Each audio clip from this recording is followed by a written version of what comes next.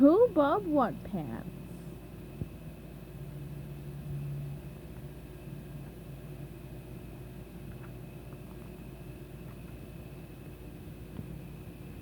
Good morning, Gary, sang SpongeBob.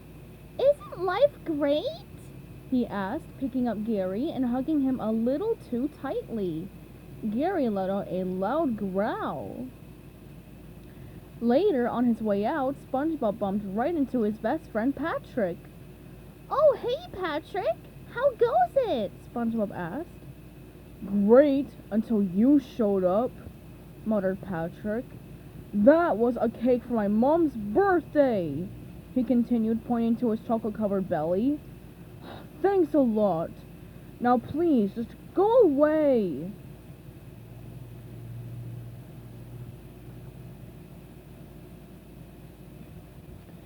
SpongeBob frowned and walked away. Next, he visited his good friend Squidward, but Squidward just slammed the door in SpongeBob's face. SpongeBob felt even worse than he had before. He knew Sandy would be happy to see him, but as he walked into her tree dome, he tripped and splashed the water from his helmet all over her brand new robot. Sandy's face turned red with anger. Just go! She snarled. There was only one hope left, the Krusty Krab, but as he entered the kitchen, SpongeBob slipped, slid across the floor, and knocked Mr. Krabs and his crisp dollar bills right into the fryer. If I were you, lad, I'd get as far away from me as possible, Mr. Krabs barked. Miserable, SpongeBob decided it was time to leave Bikini Bottom forever. Goodbye, Bikini Bottom, SpongeBob called out. Goodbye, life as I know it.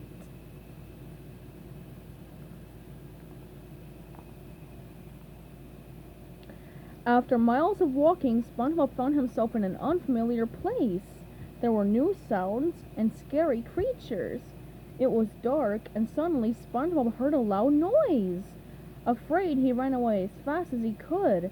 As he ran, SpongeBob tripped on a rock and tumbled on a tall cliff, bumping his head hard on the way down. Meanwhile, back in Bikini Bottom, Patrick was knocking on SpongeBob's door when Sandy appeared. Patrick, where's SpongeBob? She asked. I don't know. I've been knocking on his door for 3 hours. Worried, she gave the door a quick karate chop. Boom! The door came crashing down. Inside, an oversized Gary let out a Meow. "Oh boy!" cried Sandy. Gary said SpongeBob left a note.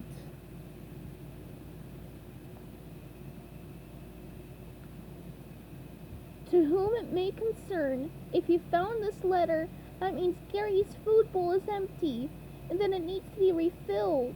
It also means it's been approximately 1 year since I've split town, and no one's noticed till now. No one needs to worry, because I won't bother anyone again. Sincerely, SpongeBob. He's gone! I shouldn't have yelled at SpongeBob, Sandy lamented. I must have made him feel really bad. Me too, said Patrick. We have to find him, said Sandy. Come on, let's start searching.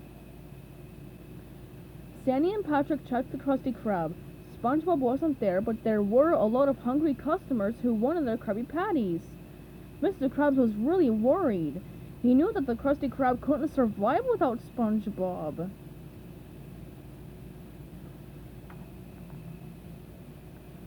I'm nothing without me #1 fry cook, said Mr. Krabs.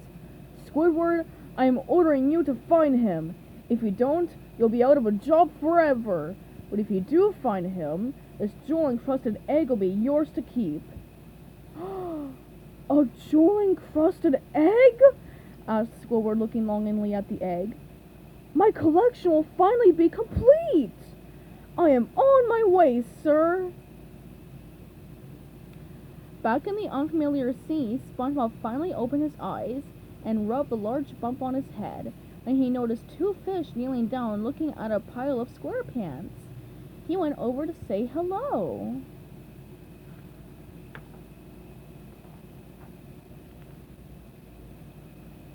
"Oh, hello. We were just admiring your clothes," the fish told him. "These are your brown pants, aren't they?" the fish asked, showing him a pile of brown pants.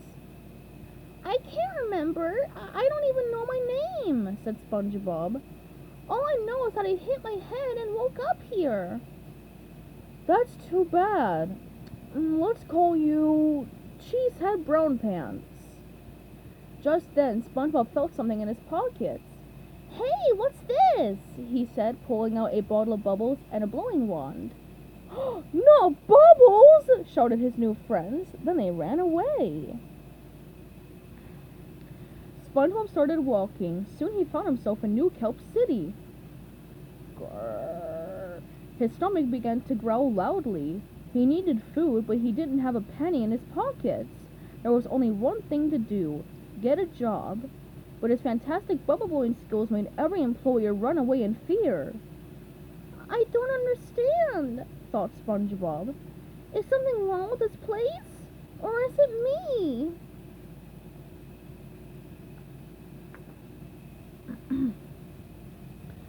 SpongeBob began to walk around the city aimlessly. To cheer himself up, he took out his trusty bubbles and began to blow. Bubbles will steady the old nerves, he said to himself. Bloop! Feeling better already. Then out of the dark shadows came a group of scary-looking fish. They were big, they were mean, and they didn't want any bubbles on their turf. They called themselves the Bubble Poppin' Boys. They tried to catch SpongeBob, so he ran away as fast as he could.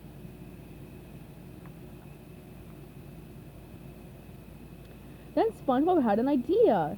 He blew the biggest bubble ever and caught the Bubble Poppin' Boys inside. It floated far, far away with them inside, never to return. Citizens in New Kelp City flooded the streets with bubbles in celebration. "Thank you, Cheesehead Brown Pants," the mayor said to SpongeBob.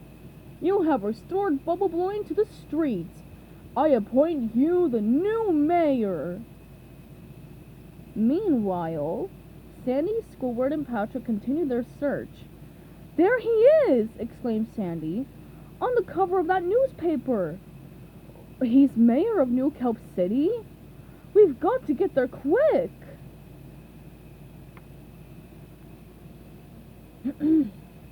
When Sandy, Patrick, and Squidward got there, they were shocked by what they saw and heard. "Citizens of New Kelp City," announced SpongeBob over a microphone. "I'm not exactly sure what a mayor is, but as long as I'm wearing this hat, it will always be safe to blow bubbles in New Kelp City, or my name isn't Cheesehead Brown Pants." "Cheesehead Brown Pants?" said Sandy. "Who are you?" asked SpongeBob. "We're your best friends," said Patrick. "Sorry, all I remember is hitting my head, blowing some bubbles, and no poof, I'm mayor." "You must have lost your memory when you hit your head," said Sandy. "Come back to Bikini Bottom with us. We're all real sorry we yelled at you, buddy."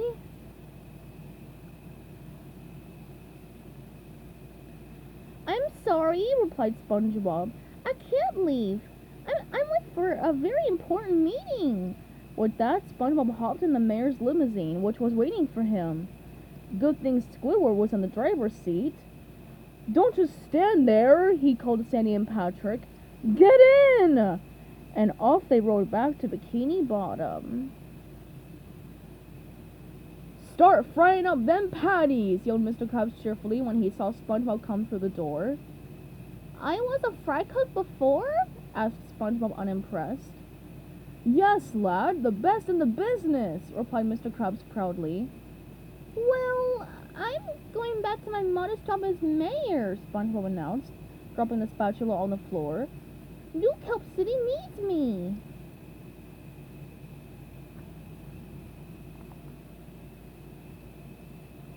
"Mr. Krabs!" cried Squidward with delight. I brought back the #1 fry cook. You've got to pay up. Alright, a deal is a deal, said Mr. Krabs grumpily, handing the golden egg over to Squidward.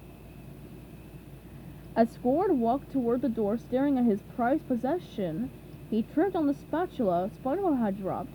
His precious egg went soaring through the air and hit SpongeBob smack on the top of his head. You okay, SpongeBob? Asked Sandy. Ow! Just a bit of a headache, Sandy, answered SpongeBob. Well, time to get to work. Patrick, Sandy, and Mr. Krabs all jumped with excitement. They were thrilled to have him back.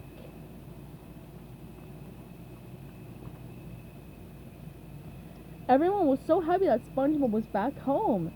Order up! He called cheerily from behind the window of the Krusty Krab kitchen. Things were finally back to normal in Bikini Bottom.